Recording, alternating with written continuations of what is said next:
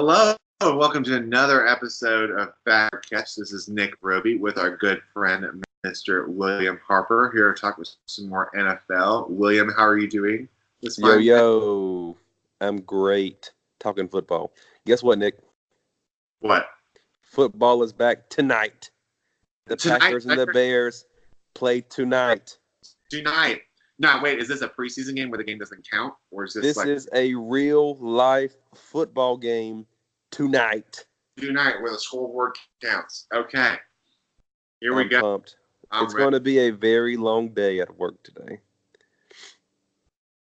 Very long. I'll mention this again when we get to the NFC North. I have a lot of shares of Devontae Adams this year, as in I have 3 fantasy leagues, and I have Devontae Adams in all 3 leagues. So I'm really hoping that he shows out this season, especially tonight. It's going to be tough. They're playing the Bears, but I'm very hopeful. Where is it, at Chicago? Yes, it's at Chicago, and they're actually playing there. So usually the Super Bowl winning team plays opening night on Thursday at home. But since the NFL is celebrating their 100th year, they're doing the oldest rivalry. So that's why it's at Chicago, and it's the Packers against them.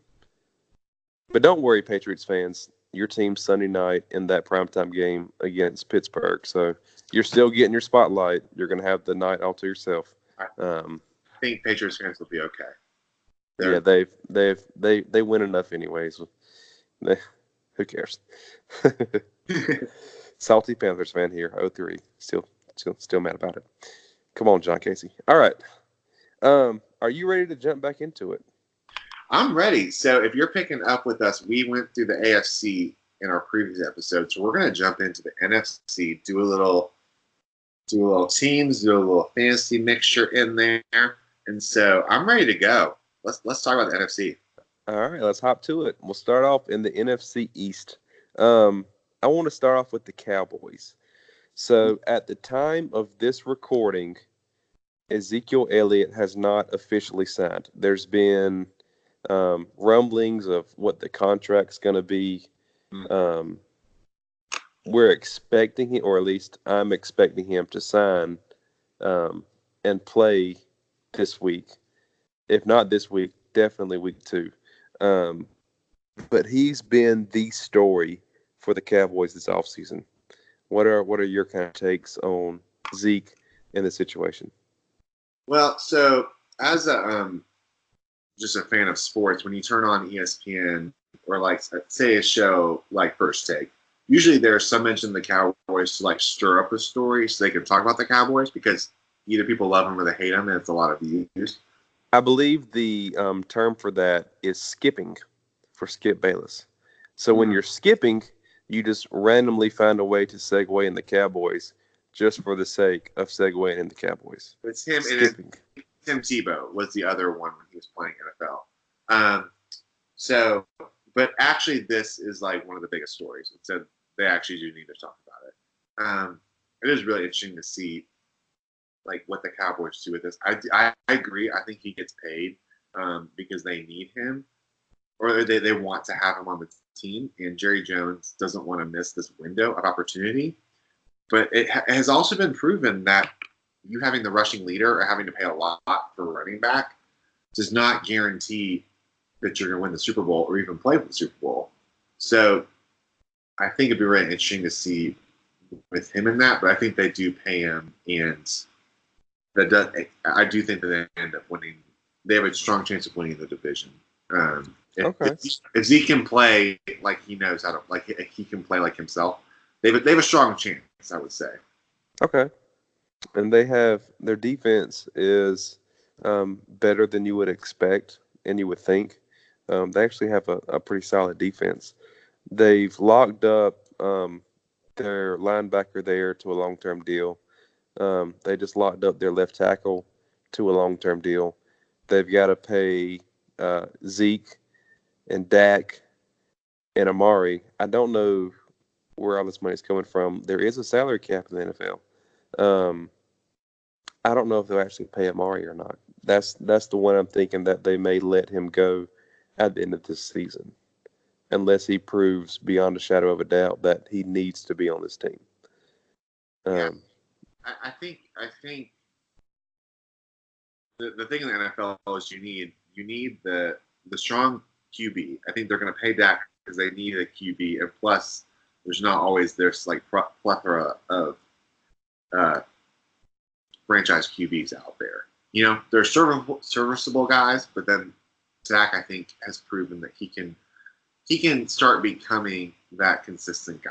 Maybe he's not always there, but you need to pay him for him to be there. And out of the two, I think you need to pay Zeke. Now, there's some character stuff which kind of worries me a little bit if I'm like a Cowboys fan. But I think out of the two, I think Zeke needs to be the one who's paid, and you can find some receivers. You can always find some good serviceable receivers. So anyway, that's my 2 cents. So they have a shot. I'm not sure. I think the Eagles might still win the division, but I think it's between those two. And that's the way I was leaning to with the Eagles. They would be my pick to win the division. So we can actually go there next. Okay. Carson Wentz is coming back from injury. He hasn't finished either of the last 2 seasons. And now the security blanket of Nick Foles is gone. He's in Jacksonville. Right. So they're really counting on Carson Wentz to have a full, healthy season, which we haven't seen him do yet. We haven't seen him play a full season, be healthy, and dynamic that entire time. Selfishly, I hope he does great. He's my quarterback on my fantasy team. I hope he has an outstanding career, that he balls out, and he leads my team to a championship. But really, I think he's got a chance for a monster year. Between Ertz and Alshon, and they got Deshaun Jackson. So arguably the best deep threat of the last 10 years is back with the Eagles.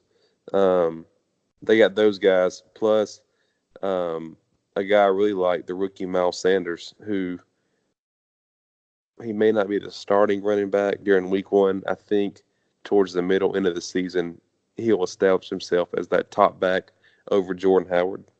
Yeah. Just because he's more dynamic. He was Saquon's backup at Penn State. And while he's not Saquon, because only Saquon is Saquon. He was molded, chiseled from stone, a perfect football player. But he's the same type of back. They worked out together. They played together. So they're similar, just kind of by osmosis of being in the same backfield at Penn State and working together. I think he's going to take over that backfield and be yet another weapon for Wentz to use. I like the Eagles to win the division. I like them over the Cowboys. I think they'll be the top 2, like you said. But I think the Eagles will beat them by a solid couple of games. Yeah. When it's all said and done. Now, the Eagles are definitely the favorite, and you can see why. And I think the thing with Wentz is that the talent is there. Is that can he stay healthy, and can he lead his team? When they're in the playoff run, because right now it's like he was quarterback of a Super Bowl winning team, but he wasn't the quarterback to win the Super Bowl, right? Super Bowl, and so I think the potential is there, and I agree. The opportunity is there, and I think he has the talent to do so, but you have to see it be put on paper. And Peterson's a great coach. I think he's really good. And I do think I would say if I had to pick, I would say the Eagles are probably my team too. I think a big portion for me in this is Ertz and Jackson. Like you said, I think Jackson will be a good pickup in fantasy if you have him, just because he's always dynamic, and just the deep ball threat of him is just worth having him on your team. And Ertz, I think, listening, that his numbers will probably go down a little bit just because he was targeted so many times that tight ends aren't as much, but he's still such a dynamic player in the tight end position. So I think the Eagles have a strong shot this year. One more player I want to mention for the Eagles. If you play fantasy football and you haven't drafted yet, which I'm sure you probably have because the season starts today. But a late round guy that I actually don't have any shares of, but I love, is a guy who's actually from down the street from where you live at now, is J.J. Arcega-Whiteside. He's a receiver in the same mold of Alshon, but he's younger and is a little more explosive. I think that he can be a target hog around the goal line. I think he's got a chance to put up some good touchdown numbers in his rookie year. And long term, I think that he has top 10 fantasy type receiver value maybe a couple years down the road. Maybe take the route that Devontae did and kind of have your growing pains for your first couple of years and then blossom. But I really like his talent, his opportunity, and his quarterback. So that's a deep dive for you fantasy people out there. There you go. I like it. All right. Anything else on the Eagles before we move on? No, I think that's good. I feel good about the Eagles. All right. Let's jump next to the Giants. Right. You can't talk Giants without talking Saquon. Saquon is a monster. I'll kind of let you talk about Saquon since you have a special connection with him. Yeah, he and I have been close for a very long time. We've been really the best of friends, and really have just been lifelong pen pals. And so I had the number one overall pick in our league, and which meant that I, really you get your choice. And pretty much, in fantasy, it comes down to usually the running backs or a wide receiver is your top choice. And so for me, it was pretty much between him and then Zeke is up there because of his talent and just from running back position, and then DeAndre Hopkins, the Clemson guy. But Saquon just really stands out to me. Just he's so dynamic in so many areas, and just as a rookie, how much he was already just a focal point of the offense. He can catch balls out of the backfield. He can stop and cut on a dime. And I wouldn't even say they had the best offensive line, but he's making guys miss, and it's incredible. I'm excited to have him on my team. I think he's a fun guy to watch. They're not going to be a great team, but he'll be fun to watch. I hope that he, in his career, gets the opportunity to really be on some good teams and work. That doesn't become like a Barry Sanders type where he's really dynamic. It doesn't get to play in a whole lot of big games, because of the team aspect. Right. I think I'm excited for Saquon. It's just I'm ready to go. It's gonna be fun. Yeah, the thing about Saquon is last year watching him play, it's like he would have runs where he would gain 1 yard and then lose a couple yards and then a 3-yard run and then a 0-yard run and then he'd break off a 55-yarder. So that's kind of the season that Saquon had. If you take away, this is gonna sound like a stupid stat, but if you take away his big runs of over 20 yards, he was a below average running back because most of the reasons why he was a top fantasy running back is because of these monster plays where he would run for 60-yard touchdowns, catch a screen pass and run for 70 yards. Even against the Panthers last year, catch a touchdown pass from Odell Beckham Jr. So with Saquon and that offensive line, which is atrocious, I'll be interested to see what happens this year. I think there's going to be a lot of that. Okay, Saquon, you're in the second quarter. You're like, well, Saquon hasn't done anything so far, and then all of a sudden you look up at halftime and he's got 101 yards on a 75-yard touchdown run, and you're like, okay, Saquon's good. I don't know why I'm worried about him. Saquon is a monster. Then there's gonna be a lot of talks to myself. I'll be mad at Saquon, and I'll be like, "Oh, we have a 70-yard touchdown." And I'm sorry, I didn't trust you, Saquon. Yeah, apologize now to Saquon. But there are other players on the team. I want to talk about Evan Ingram, the tight end. So whenever OBJ, Odell Beckham went down a couple of years ago, Evan Ingram really stepped up in a big way as a rookie, and pretty much showed up as the number one receiver, even from the tight end position with Odell out. Now that Odell's in Cleveland, they signed Golden Tate, but he's suspended. Sterling Shepard is serviceable, but not a target, not a top target on the team. I feel like the opportunity is there for Ingram to be the top receiving option for Eli or Daniel Jones, whichever one of them end up taking the quarterback position. So I'm really excited about Evan Ingram this year. He is my tight end in our fantasy league too. So also hoping there's my plug. There's why I'm excited. But yeah, I am excited about Evan Ingram. Anybody else on the Giants you want to hit on before we move on to the Redskins? I mean, other than I'm excited for Big Dexter Lawrence on the defensive line. Now that he's allowed to play after all this crazy Austrian, which we don't know where that's. So I'm excited to see him play. I mean, he's been. If you were gonna design a defensive tackle, like what his body and quickness would look like, I think it's Dexter Lawrence. I like to call him the babyface assassin. That's what I fondly called him. Because he looks like he's still 15, but is like 330 pounds.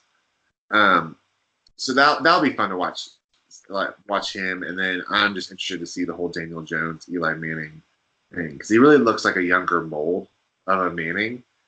He does, but he played, I feel like, decently well in the preseason. So yeah, he outplayed Eli in the preseason for sure. Going back to Dexter Lawrence. I thought of a comp of an NFL player that he reminds me of. Yeah. Chris Jenkins. You remember Chris Jenkins? Yeah.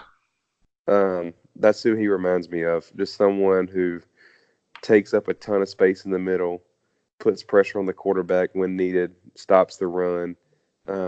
Just a tank in the middle of that line. Yeah. That's my Clemson take for the day. All right. Let's move on to the Redskins. We mentioned in the last podcast there's an team in pretty much every division. That's kind of the way I feel about the Redskins this year. I'm not excited at all about anything the Redskins have to offer this year. I don't know how Dwayne Haskins is gonna play out. He had a great year at Ohio State last year, but it was just that 1 year. And spoiler, he's not even the starting quarterback in Washington. They announced it's going to be Case Keenum, which is very uninspiring. I don't really have any, from a fantasy standpoint, I'm not touching anyone on this roster. Do you have any thoughts on anyone for the Redskins this year? Okay. Might be is Guys hurt again? I feel like he is, right? In the preseason, in training camp, throughout the offseason, in the training camp, he was having some setbacks with his recovery. Right. But from the way it sounds, he's actually going to play a pretty good bit. Okay. That's kind of what the plan is going into the season. Is for him to be the starting running back and actually get a bulk of the carries over Adrian Peterson and company. So I don't know how it's going to actually play out, but that's kind of what the plan is now. Yeah, he's always been intriguing to me. Is very injury prone, in his very young career. And so he was the one that I was like, mildly interested in. But I think you're right. The Redskins just don't have a whole lot of pieces right now that come to mind that really stand out, especially from a fantasy perspective. And that they're definitely fourth in this division. So I don't know. That's all I had for the Redskins, was just the Guys question. Right. For sure. All right. Let's move on to the NFC North. And let's start off with the Bears. Bears. So the Bears, they're back, believe it or not. Last year, their defense was the top defense. Mm-hmm. The trade for Khalil Mack.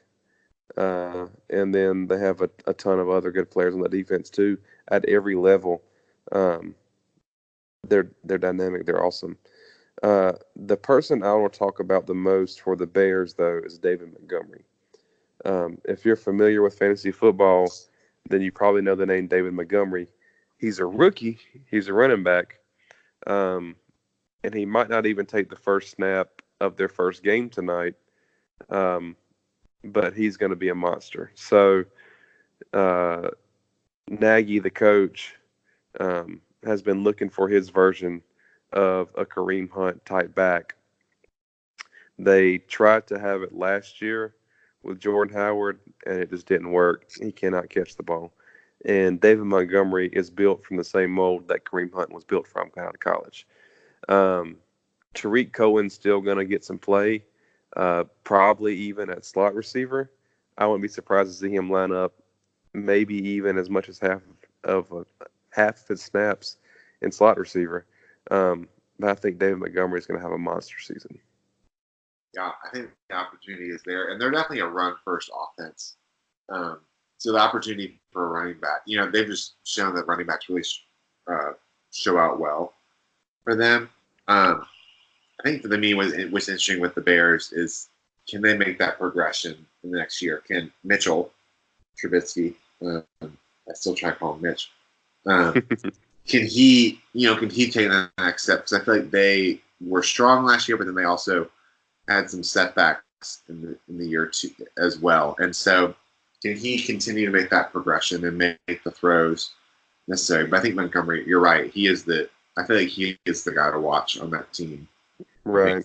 From a fantasy standpoint. And the thing, too, with the Bears, they have expectations this year. Mm-hmm.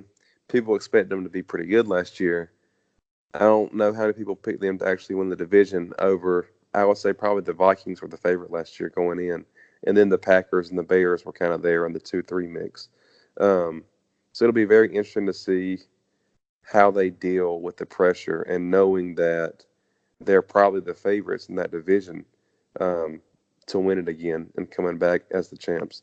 One last thing on the Bears before we move on to the Packers is, this is my question. Will the Bears have more than one kicker kick a field goal this year? So that's over under 1.5. Are you taking the over or the under? How many kickers they have kick a field goal? How many kickers they have attempt a field goal this year? Okay. Was it Robbie Gould as their? Well, it's Eddie Pinheiro is the kicker right now. Go Eddie. Okay. I'm gonna go over and say that they have 2. Okay, I almost put the line at 2.5 because I think for sure it's over.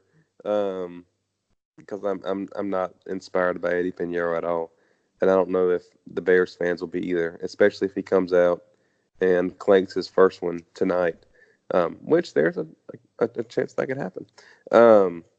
Yeah, so we'll see what happens with the Bears and their ever-evolving kicking game. All right, let's move on to the Packers. I mentioned earlier my love for Davante Adams this season. Yeah. I have him everywhere, literally everywhere, all 3 leagues. I think he's going to be the top receiver in football this year. I think all the makings are there for him to lead in the Triple Crown, have receptions, touchdowns, and yards. I think he's got a chance to do all 3 and lead the NFL in all 3. He's a route master.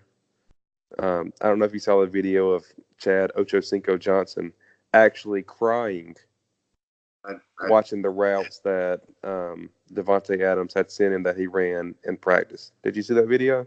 Oh, I did. It was crazy because I wasn't sure if it was real at first. Because okay, right. Is he really crying? I was like, no, he really was. My question. He was legit crying watching him run routes. That's beautiful. It was. And for Chad Johnson Ochocinco, I feel like that's a big deal, especially from him.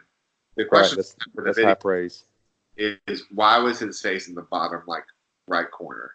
Yeah, it wasn't a very good camera angle. It was immediate reaction. He was so moved that he just had to record it any way he could. So anyway, that was just a sidebar question. I think you're right. Davante Adams, the makings are there. I would love to see Aaron Rodgers have another full Aaron Rodgers year. I feel like we've had it. We haven't had it in a couple years.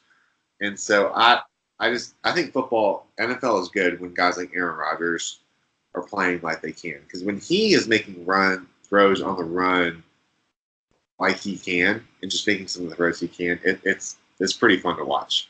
I think the thing with them too is the Packers also lost. I want to say St. Brown. They lost him to injury. So the only hesitation I have with the Packers with Adams is, do they have other aspects around him, so where he can also make some plays? I am glad you asked the question. Yeah. So St. Brown was probably their fourth receiver, Okay. maybe fifth. Marquez Valdez-Scantling and Geronimo Allison are going to be their number 2 and number 3 receivers. Right. And both of them, so Allison's played outside every year up until this year, but he's actually moving into the slot. And MVS is going to play receiver opposite of Devontae. So I'm sure Devontae is going to see a lot of double coverage. And those other 2 guys are going to have probably some big games at the expense of Devontae. But even Rodgers said in the offseason he wants to throw the ball to Devontae more because he trusts him that much and he can get open that much. So I think having those other guys will actually help Devontae because they won't be able to focus on him the entire game. Yeah. And I think, too, they had the least amount of rushes in the NFL last year. Aaron Jones is a great back. They just have to trust him. Mike McCarthy just did not want to run the ball for some reason. So I think having him back there, he's going to have some running room, which will help everybody else in turn. So I'm actually excited about the Packers this year. I think they're going to win that division. I think they're going to win tonight in Chicago. I'm hoping that my boy Devontae goes off for 120 and 2 touchdowns. I would not be surprised if he has his worst game of the season, though. With my luck, he's pulling in 4 catches for 43 yards tonight. Watch it. Yeah. Book it. It's going to be one or the other. But yeah, I'm very excited about the Packers this year to see what they can do. And most importantly, Aaron Rodgers has his power stash. I don't know if you've seen it or not, but it's like Mario Luigi level. So I'm ready. I think it's gonna be good. All right. Anything else from you on the Packers? I think I spewed enough Packers love for the both of us for tonight. No, I think it's good. I think we keep moving on to the division. Who you want next? The Lions or the Vikings? We'll save the Lions for last because they're the team of the division. So we'll go to the Vikings next. I'll let you take the lead on the Vikings and say your piece, and then I'll say whatever you don't. Okay. The Vikings, for me, the 2 pieces that stand out from the fantasy aspect are Dalvin Cook and Stephon Diggs. Those are the 2 big pieces, and I took Dalvin Cook, even if he's a Florida State guy. But I think he has an opportunity for a really monster year. He is quick, but also big too, and can hit the hole really strong. I'm excited for him, and I felt good about taking him. He was my second pick this year, and he's my second running back, but I think he's me a great, from a fantasy perspective, a great number 2 for me, and going to consistently get the ball.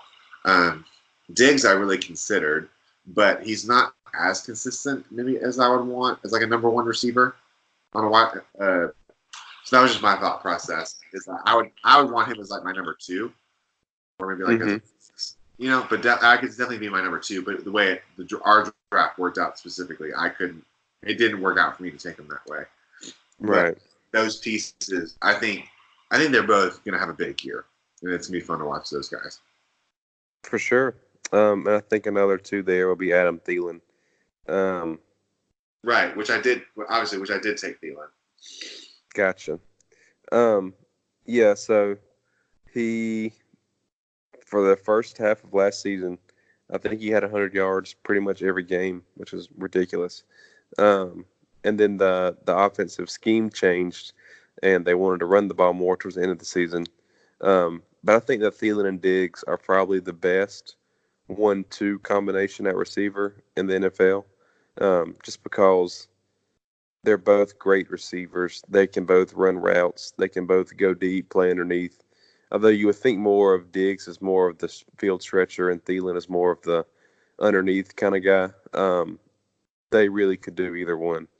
Um, and then Kirk Cousins, who really doesn't get any love, I would say. He's kind of an under the radar guy. But if you expect Thielen and Diggs to do so much, someone's got to throw him the ball. So I think that Kirk Cousins, while you won't rejoice from the heavens that you drafted Kirk Cousins in your fantasy league, he'll be a pretty good pick for you. Like he's going to do some good things because that offense is built to do good things with receiver and catch the ball. So the quarterback by default has to do pretty good too. Yeah, no, I think the opportunity is there. It doesn't be a close division two, I would say. Like Yes, some strong pieces as I well. think all three of those teams could be there together. I think that the Packers will eventually separate themselves, with the Bears taking a step back and the Vikings kind of being stuck in neutral. Um, but yeah, I could easily see it though working out where all three of these teams are right around that 10, 11 win mark, fighting it out for a playoff spot to represent the North. Yeah. But the team that I don't see making it there would be the Lions. Um, I think that the Lions will be your favorite team in a couple of years because they're gonna draft Trevor Lawrence in a couple of years. Oh, you're saying Lions are going to draft Trevor Lawrence. Okay. I do. I think that they will be the home of Trevor Lawrence in a couple of years. Yeah. Um, there's potential there. I don't know if I can picture him those colors. Yeah, but there's a potential. But with the Lions, I want to talk about one player, and that's Kerryon Johnson. I have him as my top running back in our fantasy league. Um, I really like Kerryon. I think he has a ton of skills. Um, Last year, when he got a chance to be the lead dog until he got hurt, he put up great numbers. What scares me though is his offense. I'm scared it's like overall the line's going to be horrible, and Matt Stafford's not going to be that great, and they're going to load the box on him, and he's not going to be as good as I'm hoping he's going to be. Um, but I do really, really like Kerryon Johnson. I also like Marvin Jones too. I had him a couple of years ago whenever I called him Touchdown Jones because he had a ton of touchdowns. Last year he took a step back. He was hurt, and Galladay kind of stepped up. But yeah, I don't think anyone's excited about the Lions, like not even the Lions fans. Um, but I do really love Kerryon, like a lot, Yeah. like probably too much. No, it's all good. And I also picked up Matt Prater as my backup kicker. So there you go. Yes, and for those of you that are doing a fantasy league that's not dynasty, we would not recommend rostering a backup kicker. But in the dynasty league, the bench is so big and the waiver wire is so small with actual competent players that actually have two kickers as well. I have Ryan Suckup, former Gamecock, and Joey Sly, hashtag Swole, who will be replacing Graham Gano as the Panthers kicker this year. Yeah. Fun fact for you. I like it. That's fun. All right, we can transition then with that over to the NFC South, and we can talk about the Panthers first. So the Panthers are, I think you said it, that if you had to pick an NFL team, they'd be your team. They're my team as well. I love the Panthers. Uh, I have ever since I was a kid. Um, and when it comes to drafting them in fantasy, I tend to pick them a lot. Case in point, I also have 3 shares of Curtis Samuel. So I have Curtis Samuel and Devontae Adams in all 3 of my leagues. I'm really excited about Curtis Samuel this year. He was all the buzz coming out of Spartanburg in training camp, is how no one could cover Curtis Samuel. He was too fast for Dante Jackson, and he was too big for Dante Jackson to be able to handle, and too fast for James Bradbury. Um, Yeah. and Bradbury and Jackson are both both corners that, they're good corners. And neither one of them could hold him down. So I'm really excited about Samuel this year. Cam hurt his ankle in the preseason game, which Right. is not ideal. But it sounded like he's going to be ready to play week 1. It seems like Cam plays hurt all the time. Unless he actually needs surgery, he's going to play. So I'm not too worried about Cam. DJ Moore is going to be good. I don't want to spend a ton of time on him. But Christian McCaffrey is a guy who last year really broke out as a top fantasy option.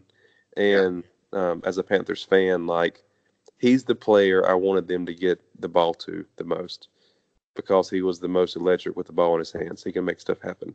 How can I word it? He won't break most tackles, but he's super shifty, super reliable, and I really like Christian McCaffrey a lot. No. You get any thoughts on the Panthers this year? No, McCaffrey was another one that I was really. I mean, if I could have him on my team, I would love to have McCaffrey on my team. Just because he's so dynamic, like you're saying, with the ball, and that he can run so well, but also that he's such a threat from the backfield, catching the ball. Right. DJ Moore is going to be a fun one to watch. I think he could be a big target for Cam this year. But I think the signs are there that if Cam can stay healthy, I mean, that's always the if is, can your quarterback stay healthy? There's an opportunity for them, for the division, and the opportunity is definitely there. And to build on what they had last year, can these corners, can the secondary stay up well with some of the guys they have to face, with the Saints offense, and then you got the Julio Jones, with the Falcons and some of the other guys they'll have to face. So I think the Panthers, they've got a fun year coming up. So it'll be fun to watch them. Yeah, for sure. As much as I love them, I don't see them winning the division. I think the Saints are going to win the division, and that's kind of where I want to go next. Yeah. The Saints have been the best team in the division for the last several years. And probably my favorite player. I have him in one of my leagues. I drafted him in the 10th round a couple of years ago. So I get to keep him really late. I got him in the 7th round this year. So that allowed me to take Devontae in the 1st and then keep Kamara and get him in the 7th.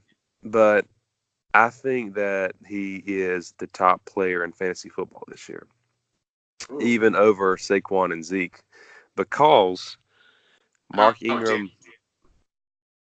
Come again? That's the Saquon. Just kidding.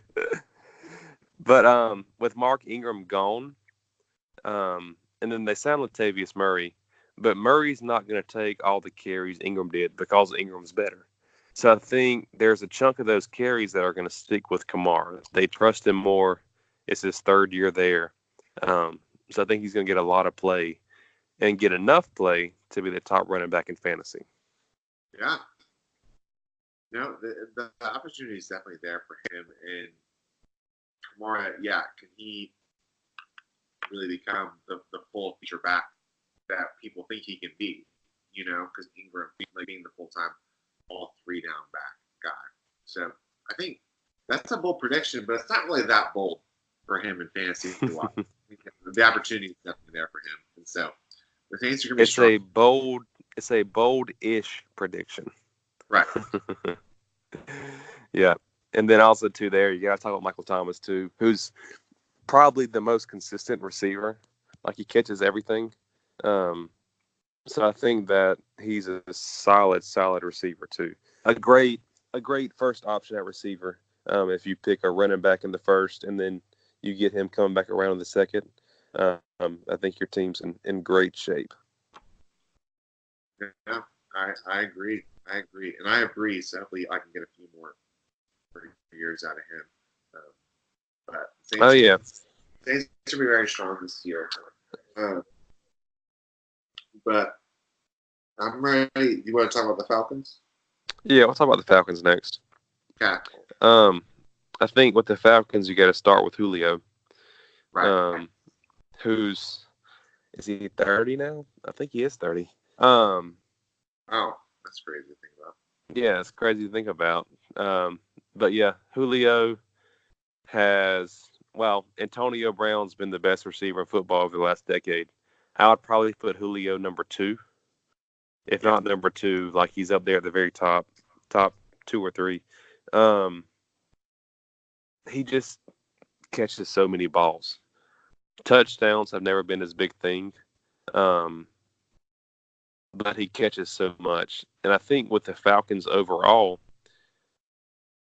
I've seen a lot of people that think they're going to contend this year.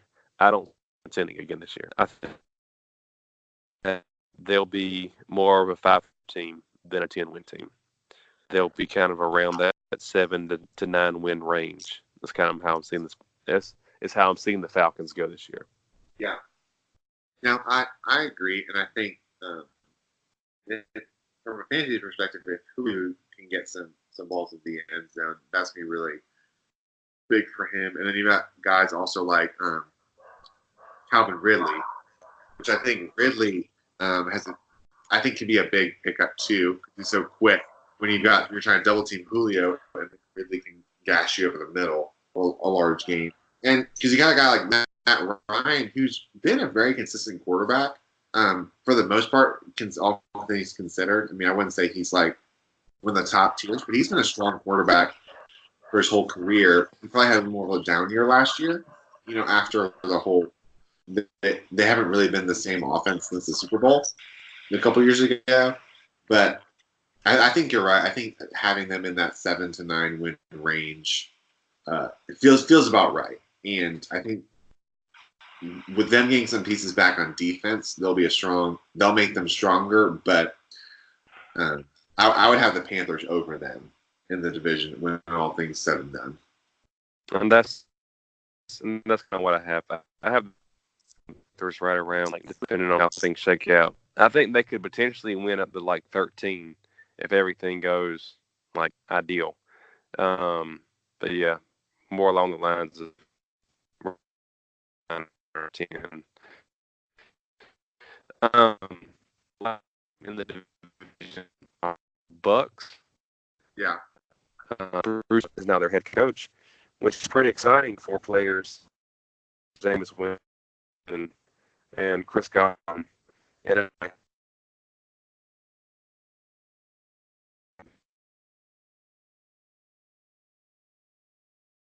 so um, I think that they'll be throwing the ball a ton. Bruce Arians loves to throw the ball. That's his favorite thing to right. do. So I think they're going to have a great chance to do a lot of damage in fantasy. I think that their team's not going to be great, and I think that they're going to lose a pretty good bit. But fantasy-wise, all of those guys are going to be pretty good. Yeah, there's some nice little individual pieces. Mike Evans, I think, is going to be a good player. Yeah, the Bucks are definitely the fourth in this division. Like we said, most of these divisions have somebody who's the bottom, and that's going to be the Bucks. And so I don't have a whole lot on them either.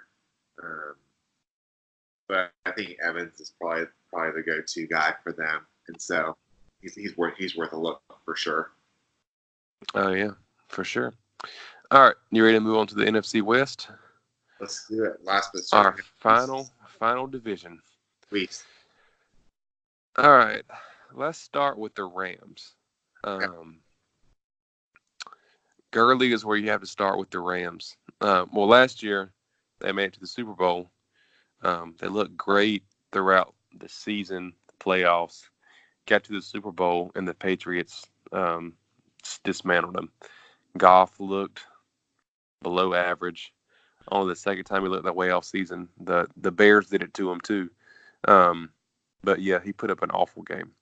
But with the Rams, you got to start with Gurley and the attention that his knee has brought up. Um, Right. I don't know what to do. Going like, if you would have asked me last November who the number one pick this year would have been, I would have said it's Todd Gurley. Like, there's no doubt in my mind. But because of this knee issue, he's sliding into the second round in a lot of drafts. Right. I don't have him anywhere, but I think that he'll play, and when he does play, he's not going to play as many snaps as he did last year, but he's still going to be super dynamic in fantasy. Like, you're not going to regret taking Todd Gurley unless he actually gets hurt. Yeah, I agree. I think he's still. It could be a little bit just overreaction to his lack of use, down the stretch in the playoffs. And I think he was, he was more hurt than it was being let on for sure. But from a fantasy perspective, I think he's still going to have a great year. He might not have his same Todd Gurley year, but for a running back, he's going to have a good year, I would say. For sure. Then they got the three receivers, Robert Woods, Brandon Cooks, Cooper Kupp. All three of those guys have a chance to have really good seasons. It's kind of like Robert Woods is the steady guy, like the guy who's going to catch 8 balls a game, get 85 yards a game. Brandon Cooks is the guy who's going to not have as many catches, but he's going to be the deep ball threat. So he's going to be the guy that has like 5 catches for 100 yards. Right. And then Cooper Kupp is the touchdown guy. So he'll probably have maybe the least amount of yards out of all three of them, but he'll be the one who hauls in the red zone looks. So it's kind of like each guy has their own specific skill set, which I think plays well into fantasy. So if you need a guy with touchdown potential, you'll lean more towards Cooper Kupp. If you've got a receiver who is pretty volatile, like they score a lot of points, and then they'll have weeks where they don't do anything, then you might like Robert Woods because he's more steady. So I really like all three of these receivers. I think they all have a chance to be top 30 type receivers in fantasy, which is kind of unheard of to have 3 receivers on one team all be within the top like that. But I think that's pretty cool. And I like Jared Goff too as the quarterback. Like, if you like the receivers, same as Case Keenum. Oh, excuse me, same as Kirk Cousins. If you like the receivers, you gotta like the guy throwing the ball too. Right. That's kind of how that was my thought process in our dynasty. I mean, just to talk about, that was my thought process in taking Goff. It was like, well, I like all these receivers, and Goff's a good quarterback, so let's get the guy who has to throw them the ball. He's going to have the ball a lot. So, For sure. yeah, I agree. I think they're going to be a dynamic offense again. They were just a fun team for me to watch. I think it was just like, I enjoyed watching them and the Chiefs last year. They're just fun offenses to watch, and watch how, Sean McVay would cook up that offense and see just kind of how they all roll together. And, can Gurley stay healthy is a big question, but from fantasy-wise. And I also have their tight end. That's not sorry for messing from the Chargers. Just kidding. That was Hunter Henry. Yeah, that was Henry. Yeah. I have Henry. No, just saying those are the 3 receivers, and you feel good about all of them. So For sure. Yeah. So All right. I think the Rams division. Yeah. Yep, and their defense too with Aaron Donald, they're going to be a top defense. I think the Rams come out of the division again. I think they win upwards of around 12 to 13 games. I don't think they have it in them to go 14 or 15. I think they'll lose some. I think the Seahawks will sneak up and snipe them once. And then they're also playing all the division winners from last year. So they're playing the Saints. They're playing the Bears. So they got some tough games on the schedule this year. All right, let's move on to the Seahawks next. I like the Seahawks a lot, actually. I know it's kind of not fun to like the Seahawks, especially with the way their offense is now and how they run the ball so much. But I like their defense. I like the Clowney trade and the pressure he can bring. I like Chris Carson and Rashad Penny running the ball. I think that they both have the skills to run and catch that they need to be able to open it up for Russell Wilson to have his scrambles which he didn't do much of last year, actually. And then also to hit deep balls to Tyler Lockett and DK Metcalf, guys like that. So I actually like the Seahawks a lot. I see them in the wild card race again this season. Yeah, what are your thoughts on the Seahawks? No, I think the Seahawks. Next up, I think they'll be in the race, and Wilson will be the feature back with that. I mean, Metcalf definitely won the having the most jacked body at the combine, or most likely to have his shirt off. For I think sure. He's relative on the team is most likely to have his shirt off. But it'll be fun to see if that will his athletic ability will translate. But Wilson again is going to have another good, consistent year with them. It's crazy to think how much of a career he's gotten from a guy, even like a Drew Brees type, of just not being as tall, and how dynamic he's been, and as consistent as he's been for so long, with having to be the offense and bail out the offense so many times. It's pretty crazy to think about. But yeah, I definitely see them as the number 2 team in this division. I'm not sure if they actually make the playoffs, but I would say the Seahawks I would probably say are my number 2 team right now. For sure. All right, let's head on down to San Fran and talk about the Niners. Yeah. With the Niners, I'm not exactly sure what to think. So Jerick McKinnon was placed on IR, and they signed him last year as to be their top guy. He got hurt last year and had complications again this year, and he's not playing last year or this year for them. So that's opened the door for Tevin Coleman and Matt Breida at running back. You got Jimmy Garoppolo, who a couple of years ago when he came in from the trade looked great. Last year, tears his ACL like week 2.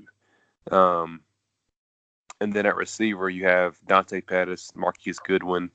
And then they brought in guys like Deebo Samuel, my boy from South Carolina, and Jalen Hurd.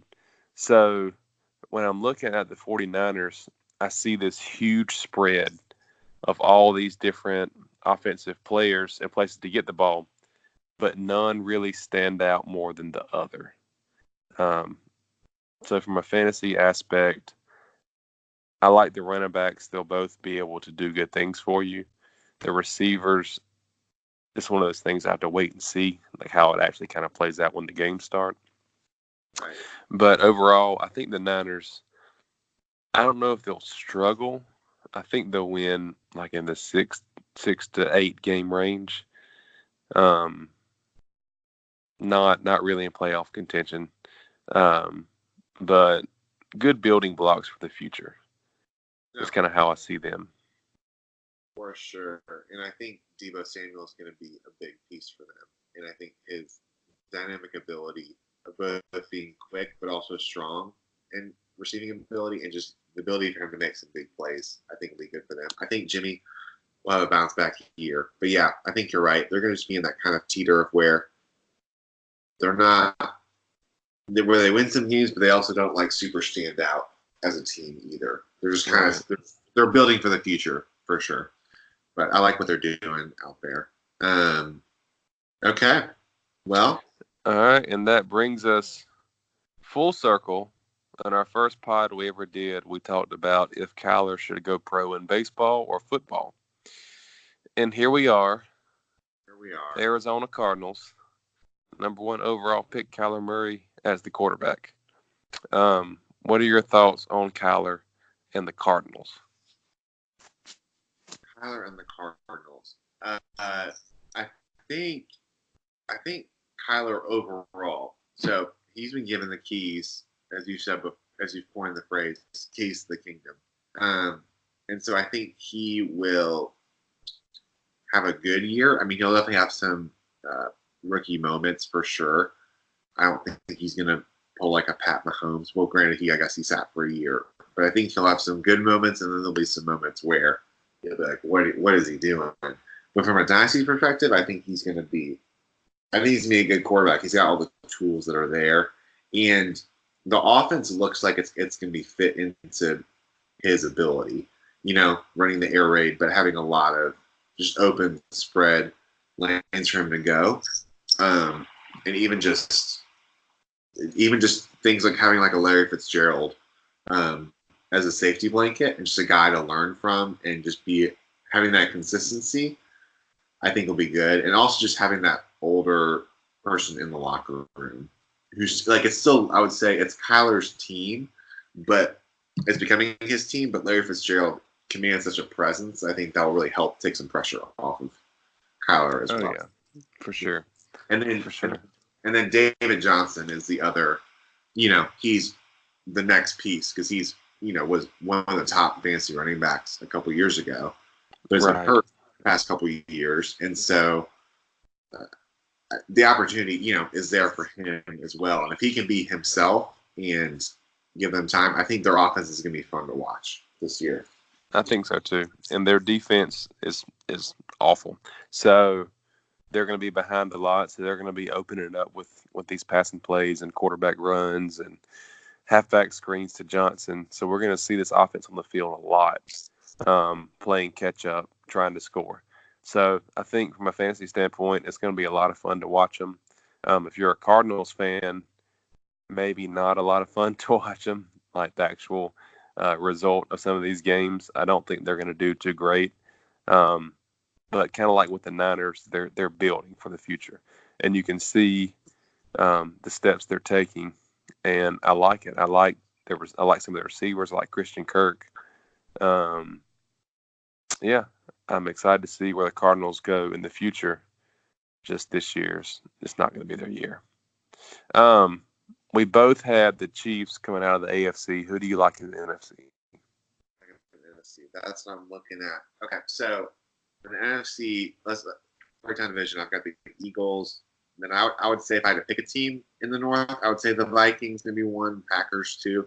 I'm not sure if the Bears. I think that there's pieces there, but I'm not sure even if they made the playoffs how I feel about them. Mm-hmm. Saints winning the South, and then the Rams. So I think it's going to be the Saints and Rams in the title game again.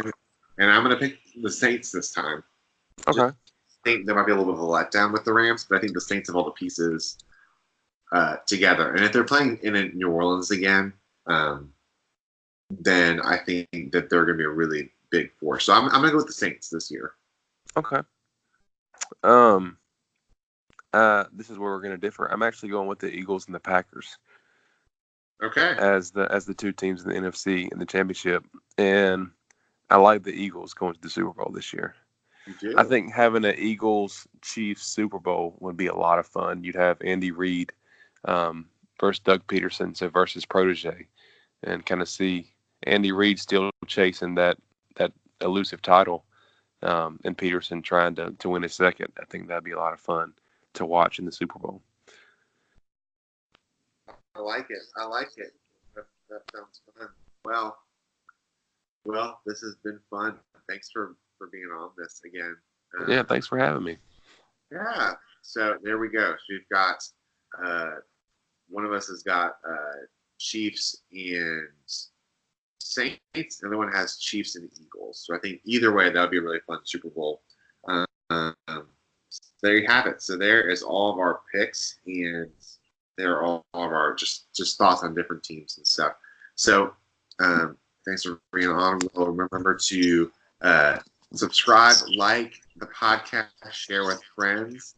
Let us know if we missed any players that you would want us to talk about, or any big notes from the game tonight and stuff that we are talking about. So, well, thank you so much, and we appreciate you listening. So, but for now, we're signing off.